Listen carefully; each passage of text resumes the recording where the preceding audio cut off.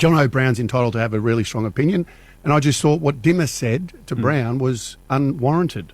Right, so I stuck up for Brown. So a little bit of tension there. A lot of tension. So where's that taking you, Pooh? Well, during the week? Through history, I think it's nearly up there, the way Wayne decided to pitchfork his way into Damien Hardwick's and John Brown's. John Brown can handle himself. He doesn't need Gary Lyons. So there was some big presence. So we just thought it was a show. We just revisit some of the great feuds in footy. And, I like this. Yeah, and we'll go back to '89 when Footscray was being forced to merge with the Fitzroy Footy Club, and Ross Oakley became an object of hate, it must be said. So just retrace that one. Back in '89, this is through the eyes of a supporter who got the hatred going.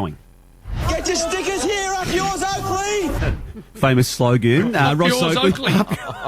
They were. People had them on their fridge, their car. They still exist. Those stickers. Ross Oakley at the time was also trying to sell the need on behalf of the whole commission that they had to merge, and did so this way. It's fantastic. But it needed this action to be taken to have them realise that it was so desperate. And then Jim lost the battle. And just notice the change in tone of voice here. Well, all I can say is well done. You've really come out of the woodwork, and we've got to congratulate you for what you've been able to achieve in the last 3 weeks, and good luck in the season to come. Footscray 1, Oakley none. We'll go on to Mark Williams, Bill. 2004 grand final. Now, there'd been a big build-up this to 2 or 3, even 4 or 5 list? Is this your list? I like it. Jim, I like it. These are the big stout. Did you ask? What? No. It's not an investigation, it's just a list. So, Damo's on list. the day that he was presented with the thing he'd wanted most in football, the Premiership Cup, all he could think of was doing was squaring up with the great benefactor of the football club, Alan Scott. This is on the microphone, on the podium, within 10 seconds of receiving the cup. There is a couple of mentions I'd like to make. Certainly as a major sponsor in Vodafone, and Alan Scott, you're wrong. He couldn't wait to say that. Jason Ackermanis was taking on the world at various stages of his life, particularly later in his career.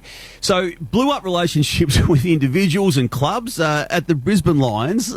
Lee Matthews doesn't get too worked up, Jim. Just go back to this comment made on the day they eventually had enough of him and moved him on, and then we'll hear Acker also fighting with the Bulldogs. But this is Lee Matthews and Michael Voss.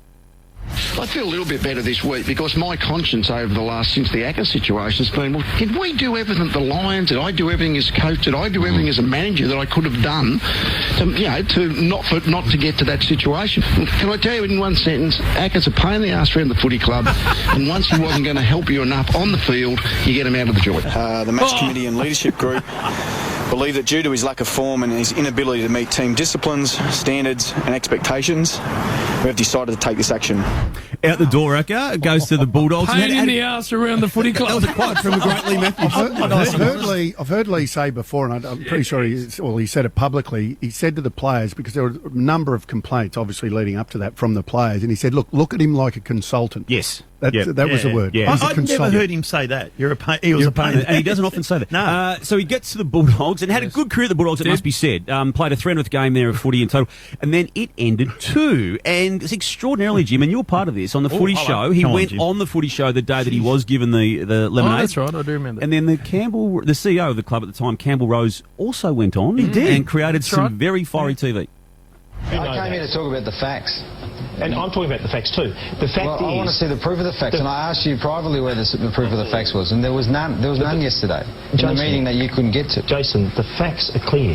When trust breaks down between an individual and an organisation, and the organisation is one as a whole, then it has to be dealt with. There's a bunch of players that break trust every day in football clubs. Don't tell me. I hope you have the same rules for everyone, because you're not going to have a team at the end of the year. And then the crowd all went with Acker. So we're down to number 2, and I love these guys. Matthew Lloyd and Campbell Brown. Yes. So last game of 2009, the year after Hawthorn had won the grand final, needing to beat Essendon to get into the finals again. Matthew Lloyd, in what ended up being his last game of footy, just after half-time took on Brad Sewell, and we've got Triple M's coverage of the time, Jim. Triple M rocks Saturday afternoon football round 22. We're there on a big bump. That is a record. Has been knocked out. Boys. He's gone. Hodge and the Velvet Sledgehammer. Matthew Lloyd has made a statement, boys. Sewell has been knocked out flat on his back and has not moved. So that then led to the microphone of Triple M getting to its way to Campbell Brown post-match, who had this extraordinary thing to say. Mate, we're not going to forget in a hurry what Matty Lloyd did, and I hope he plays on next year. Matty Lloyd, he's done that a fair few times to us, and I think he's one of the biggest snipers in the game, so his time's coming.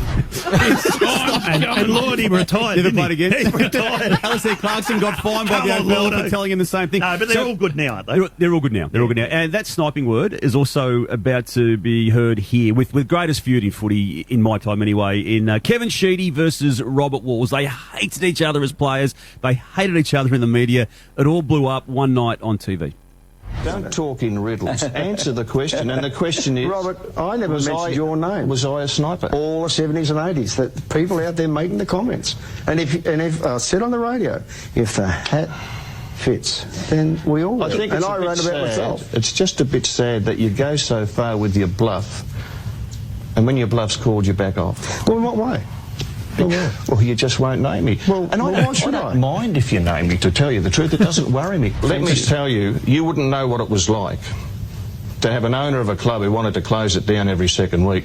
You wouldn't know what it was like to have 90% of your players who come from outside that state. You don't know really, you haven't got a broad experience of coaching. You've been at the one club for 20 years.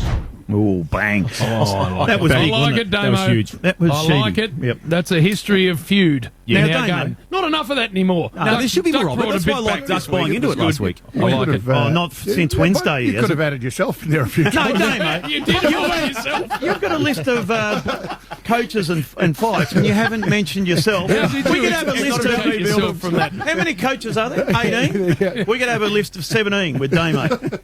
There'd be at least 7 or 8. Yeah. Although, talking about last night. Because I had forgotten a lot of that was ever said. When you hear it, you think, wow, people don't speak like that anymore, do they? It was just nuts. Imagine a player calling another player a sniper. Yeah. and saying, I hope he plays on, because his time's coming. Mind you, Campbell Brown's always been magnificent. And he's old, man. Oh, no, well, Mal's That poor girl that just wanted to have a chat to him in the carpool. We got that audio. No, we might have that audio. I don't think. But as we go, host, just stop the music. I just need to hear. I need to hear Lethal again. I actually can't believe what he said about Ackroyd. If you can dig that back out of the system, please. I need one more listen, because I reckon if as we listen, Lethal goes, I'm gonna toe the company line. I'm gonna say what I should. It gets halfway through and says, nah, bugger it. I'm just gonna say what I think. A little bit better this week because my conscience over the last since the Acker situation has been, well, did we do everything the Lions? Did I do everything as coach? Did I do everything as a manager that I could have done to not to get to that situation? Can I tell you in one sentence, Acker's a pain in the arse around the footy club, and once he wasn't going to help you enough on the field, you get him out of the joint. You get him out of the joint. Get him out. Some of that. Jacob Hopper going to join us next. You're right, GWS have been some ducks. He's just good. a courageous performance. Wow, Oh, I love it.